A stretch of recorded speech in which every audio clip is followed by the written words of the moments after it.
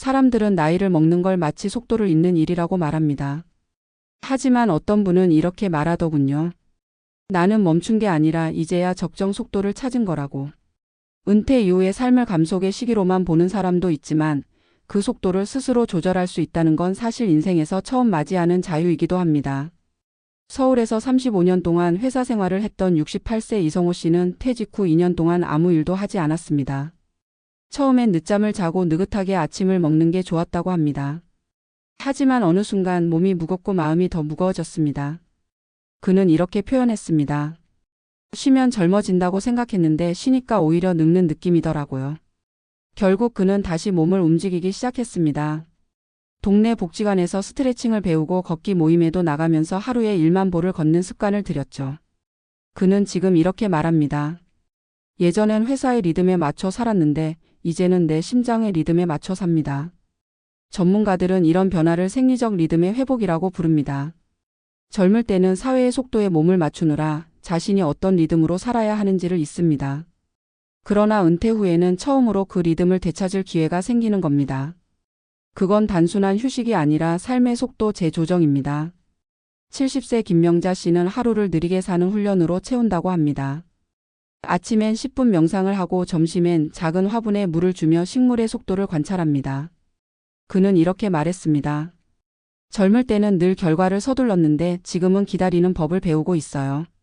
의사들은 이런 마음의 속도 조절이 혈압과 스트레스 지수에 실제로 좋은 영향을 준다고 합니다. 심박수가 안정되고 수면의 질이 개선되며 면역 기능이 높아진다는 연구 결과도 있습니다. 결국 늙지 않는 법은 단순히 운동이나 영양제가 아니라 마음의 속도를 조절하는 데서 시작되는 거죠. 반면 속도를 완전히 멈춰버리는 사람들도 있습니다. 퇴직 후 모든 일정을 끊고 하루 종일 TV만 보는 60대 남성 중 일부는 우울감과 무기력에 빠집니다. 정신의학에서는 이를 활동 리듬 상실 증후군이라고 부릅니다. 신체의 생체 시계가 흐트러지고 낮밤의 구분이 사라지면서 뇌가 퇴화 신호를 보내는 겁니다. 몸이 늙는 게 아니라 리듬이 사라지는 거죠. 그래서 의사들은 말합니다. 운동은 속도의 유지를 위한 훈련이 아니라 리듬의 재조정이다. 매일 같은 시간에 몸을 깨우고 일정한 호흡으로 하루를 시작하는 것이 노화를 늦추는 핵심이라는 겁니다. 실제로 65세 이후에 규칙적인 산책 루틴을 가진 사람은 그렇지 않은 사람보다 평균적으로 7년 이상 더 건강하게 산다는 보고도 있습니다. 은퇴 후의 신체 활동은 젊은 시절의 운동과 다릅니다. 그때는 더 빠르고 더 강하게였다면 지금은 더 오래 더 편하게입니다. 73세 박재훈 씨는 요가를 배운 지 3년째입니다. 처음엔 다리가 떨리고 무릎이 아팠지만 그는 포기하지 않았습니다. 몸이 아니라 호흡을 조절하니 자세가 따라오더군요. 지금 그는 하루를 유연한 마음으로 시작하는 법을 배워가고 있습니다. 그는 이렇게 덧붙였습니다. 나이는 숫자가 아니라 리듬의 속도예요. 나는 그 속도를 내 마음대로 조절할 수 있습니다. 이렇듯 노년은 감속이 아니라 조율의 시기입니다. 음악으로 비유하자면 인생의 후반전은 템포를 낮추되 음의 깊이를 더하는 시기입니다. 젊을 때는 템포가 빠른 곡을 연주했지만 이제는 느린 곡의 여운을 즐길 줄 아는 겁니다. 전문가들은 이런 태도를 저속 노화의 핵심으로 봅니다. 속도를 줄이되 멈추지 않는 것. 목표를 바꾸되 방향을 잃지 않는 것. 실제로 일본의 장수 연구소에서 80세 이상 건강한 노년층을 분석했을 때 그들의 공통점은 적당히 바쁜 삶이었습니다. 완전히 쉬지도 과하게 움직이지도 않았죠. 하루의 리듬이 일정했고 아침엔 산책, 오후엔 가벼운 취미, 저녁엔 명상이나 독서로 마무리했습니다. 그들은 말합니다. 몸을 위해 움직이기보다 마음을 위해 움직인다. 바로 이것이 인생의 속도 조절입니다. 은퇴 이후의 삶을 너무 조급하게 다시 채우려는 분들도 많습니다. 새로운 사업을 시작하고 매일 일정을 채워 넣으며 스스로를 다시 젊게 만들려 하지만 그런 과속은 오히려 몸과 마음을 다시 지치게 만듭니다. 인생의 속도는 빠름과 느림 사이의 균형에서 만들어집니다. 중요한 건 그 리듬을 누가 결정하느냐는 거죠. 마지막으로 이런 이야기를 전해드리고 싶습니다. 노년은 남이 정한 속도로 사는 시간이 아니라 나만의 박자를 찾는 시간이다. 인생의 처음 절반은 남들이 정한 속도에 맞추어 달렸습니다. 학교, 직장, 가정, 사회가 모두 당신에게 빨리를 요구했습니다. 그러나 이제는 당신이 조율자가 되어야 합니다. 당신의 박자, 당신의 리듬, 당신의 템포로 살아가는 것. 그것이야말로 진짜 젊음의 연장선이자 저속 노화의 본질입니다. 남들은 노년이라 부를지 모르지만 당신은 인생의 속도를 다시 조절 중입니다. 그리고 그 조절은 더 젊고 깊은 삶으로 당신을 이끌 겁니다.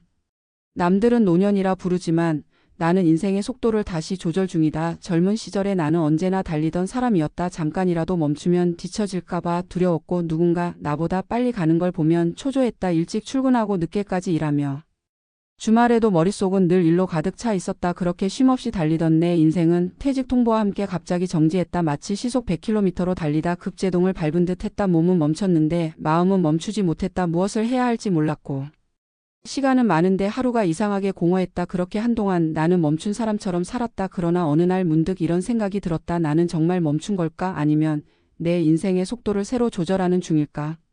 그때부터 나는 나의 리듬을 찾기 시작했다. 예전엔 회사의 리듬에 맞춰 살았다. 출근 종소리가 하루의 시작을 알리고 회의 일정이 내 호흡을 조절했다. 그러나 은퇴 후에는 그런 기준이 사라졌다. 그래서 나는 새로이 나의 기준을 만들어야 했다. 아침에 일어나면 커피를 내리고 천천히 산책을 나섰다.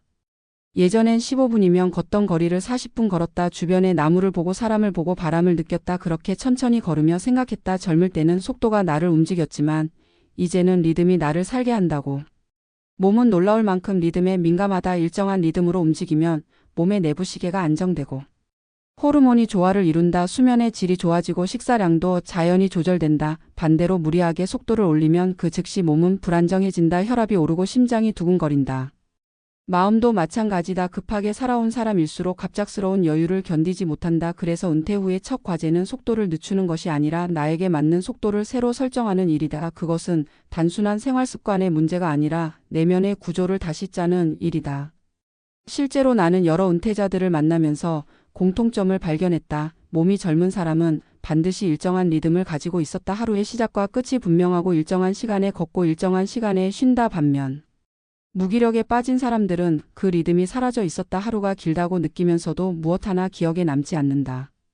그들은 늘 이렇게 말한다. 시간이 너무 많다. 그런데 이상하게 바쁘다. 이것은 시간을 사용하는 기술이 아니라 시간을 느끼는 감각을 잃어버린 결과다. 결국 인생의 속도란 물리적인 속도가 아니라 시간에 대한 감각이다. 70대 초반의 한 여성은 이렇게 말했다. 나는 나의 시간을 음미하는 법을 배우는 중이에요. 예전엔 빨리 해치우는 게 능력이라 생각했는데 지금은 천천히 하는 게 더 어렵더라고요. 그녀는 매일 아침 화분에 물을 주며 싹이 트는 속도를 관찰한다. 식물이 자라는 그 느린 속도에 맞추며 자신의 마음도 가라앉는다고 했다. 의사들은 이런 느림의 루틴이 스트레스 호르몬을 낮추고 면역 기능을 높인다고 설명한다. 결국 노년의 건강이란 근육의 강도보다 리듬의 안정성에서 나온다. 반대로 속도를 완전히 놓아버린 사람들도 있었다. 퇴직 후 TV 앞에만 앉아 지내던 60대 남성은 1년 만에 체중이 늘고 수면 장애를 겪었다. 움직임이 줄어든 만큼 뇌의 활동도 느려졌다. 병원에서는 그에게 이렇게 조언했다. 하루의 리듬을 다시 만들어야 합니다. 일정한 시간에 일어나고 일정한 시간에 걷고 일정한 시간에 쉬세요. 그가 실제로 그 리듬을 회복하자 놀라운 일이 벌어졌다. 혈당이 안정되고 수면제 복용량이 줄었다. 그는 말했다. 내가 늙은 게 아니라 리듬을 잃었던 거였어요. 나이가 들수록 중요한 건 유연한 속도 감각이다. 세상은 여전히 빠르게 변하고 젊은 세대는 초단위로 움직이지만 노년은 그와 다른 차원에서 속도를 다뤄야 한다. 멈추지 않되 과속하지 않는 법, 리듬을 유지하되 흐름에 얽매이지 않는 법. 이것이 저속 노화의 본질이다. 인생의 후반전은 속도를 낮추는 시기가 아니라 방향을 재조정하는 시기다. 내가 가고 싶은 방향으로 나만의 속도로 걷는 것, 그것이 진짜 자유다. 이성호 씨는 퇴직 후 2년 동안 아무 일도 하지 않다가 지금은 아침마다 동네 아이들과 함께 공원 청소를 한다. 그는 말했다. 이제야 내 속도를 알겠어요. 예전엔 회사의 시계에 맞춰 살았는데 지금은 내 심장의 박자에 맞춰 살아요. 그의 얼굴에는 젊은 시절엔 볼 수 없던 여유가 있었다. 그는 더 이상 늦은 사람이 아니라 자기 속도를 회복한 사람이었다. 나는 요즘 이런 생각을 자주 한다. 노화란 늙는 것이 아니라 나의 속도를 잇는 것이다. 젊음이란 탄력과 근육의 문제가 아니라 마음의 리듬을 유지하는 능력이다. 그래서 노년에도 그 리듬을 잃지 않는다면 우리는 여전히 젊게 살아갈 수 있다. 내 몸이 예전만큼 빠르지 않아도 내 마음이 그 속도를 이해하고 받아들일 수 있다면 그것이 바로 인생의 조율이다. 노년을 불안하게 만드는 건 나이가 아니라 속도의 상실이다. 우리는 늘 비교하며 산다. 남들은 더 활발하고 더 건강해 보인다. 하지만 그건 그들의 리듬이다. 음악이 모두 같은 템포로 연주되지 않듯 인생의 리듬도 각자 다르다. 중요한 건 남의 박자가 아니라 나의 템포를 지키는 것이다. 빠른 곡엔 빠른 리듬이 어울리지만 느린 곡엔 깊은 울림이 있다. 노년은 바로 그 깊은 울림을 만들어가는 시기다. 은퇴는 끝이 아니야. 그것은 인생의 속도를 다시 설계할 수 있는 유일한 기회다. 누군가는 여전히 달리며 젊음을 지키려 하고 누군가는 멈춰버려 세월에 눌린다 하지만 진짜 현명한 사람은 그 사이에서 자신만의 속도를 만든다. 아침 햇살에 맞춰 움직이고 저녁 노을에 맞춰 쉰다. 그렇게 하루의 리듬을 이어가며 인생의 속도를 재정비한다. 그것이 바로 늙지 않는 사람들의 공통된 습관이다. 지금도 누군가는 노년을 잃어버린 시간이라 부르지만 나는 다르게 생각한다. 노년은 잃어버린 시간이 아니라 되찾은 시간이다. 남이 정한 리듬에서 벗어나 내 호흡대로 살아가는 시기다. 그 속도는 느릴 수도 있고 때로는 멈춘 듯 보일 수도 있다. 그러나 그 속도는 나에게 맞는 진짜 속도다. 교훈은 단순하다. 인생의 속도는 나이를 따라가는 것이 아니라 마음을 따라가는 것이다. 마음이 여유를 배우면 몸은 따라 젊어진다. 노년이란 세월의 감속이 아니라 마음의 재조율이다. 남들은 노년이라 부르지만 나는 오늘도 내 인생의 속도를 조절 중이다. 그리고 그 속도는 예전보다 훨씬 아름답고 균형 잡혀 있다. 그것이 바로 늙지 않는 삶의 리듬이다.